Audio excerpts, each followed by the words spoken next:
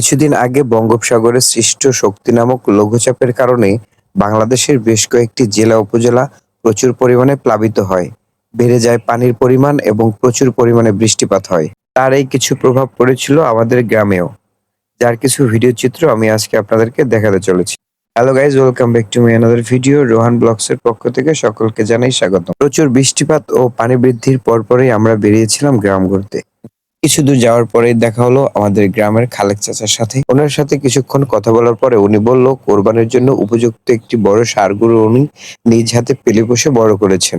আমাদেরকে দেখানোর জন্য ডাকলে আমরা সেখানে গিয়েছিলাম গরুটি দেখার জন্য। লাল ও কালো এর কম্বিনেশনে সুন্দর একটি কালার ছিল গরুটির, এবং গরুটি অনেক স্বাস্থ্যবান ছিল। আমার দেখে অনেক ভালো লেগেছে। দু একজন কাস্টমারকে দেখিয়েছে, তারা নাকি ১,৩০,০০০ টাকার দাম বলেছে। ওনার চাহিদা আরেকটু বেশি ছিল, তাই এখন পর্যন্ত বিক্রি করেনি। গরু দেখা শেষ করে গ্রামের কাঁচা রাস্তা ধরে আস্তে আস্তে সামনের দিকে এগিয়ে যাচ্ছি আমরা। যেতে যেতে হঠাৎ করে চোখে পড়লো আমাদের সকলের পরিচিত মুখ, শাহ আলম ভাই। সে মিস্ত্রি কাজ করছিল। গিয়ে ওনার সাথে কিছুক্ষণ কথা বললাম। উনি বলল উনি প্রায় ২০ বছর পর্যন্ত এই কাঠমিস্ত্রির কাজ করে। বয়স বেশি না হলেও বার্ধক্যের ছাপ কিছুটা লক্ষ্য করা যায়। তাই তিনি চোখে চশমা পরে মিস্ত্রি কাজ করার সকল সরঞ্জামাদি ধারাচ্ছিল। ওনার সাথে বসে আমরা বেশ কিছুক্ষণ কথা বলেছি এবং তার জীবন জীবিকা সম্পর্কে কিছু তথ্য নিয়েছি।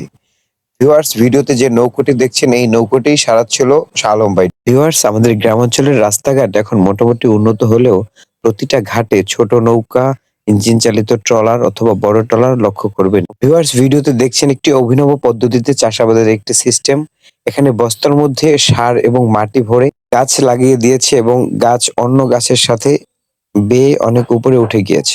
ভিউয়ার্স, অতিবৃষ্টির কারণে গ্রাম অঞ্চলের রাস্তাঘাট এখনো অনেক পরিমাণে স্যাঁতসেঁতে লক্ষ্য করা যায় এবং রাস্তায় কিছু কাদাও আমরা লক্ষ্য করেছি। রাস্তায় চলতে চলতে এবং দেখতে দেখতে আমাদের চোখে পড়লো বর্ষাকালীন কিছু সবজির গাছ। দেখুন ভিউয়ার্স, পেঁপে গাছটিতে কি পরিমাণ পেঁপে ধরেছে। পেঁপে গাছটির ঠিক পাশেই ছিল একটি কামরাঙা গাছ। গাছটিতে প্রচুর পরিমাণে কামরাঙা ধরেছে। এটি ছিল আজাদ জামাইয়ের গাছ। কামরাঙা ফলটি আমার অনেক পছন্দের। আপনাদের কার কার ভালো লাগে অবশ্যই কমেন্টস করে জানাবেন। এই কর্দমুক্ত রাস্তায় চলতে চলতে আমাদের পায়ে কাদা লেগে গিয়েছিল, তাই আজাদ জামাইয়ের দোকানে গিয়ে ঘাটে নেমেছি পা ধোয়ার জন্য। সেখানে গিয়ে দেখি কাশ্মীরের কামরুল সে নৌকা করে বাড়ির দিকে যাচ্ছিল। ভিউয়ার্স, আজকের ভিডিও এই পর্যন্তই। আজকের ভিডিওটি আপনাদের কেমন লেগেছে অবশ্যই কমেন্টস করে জানাবেন। আসসালামু আলাইকুম ওয়া রাহমাতুল্লাহ।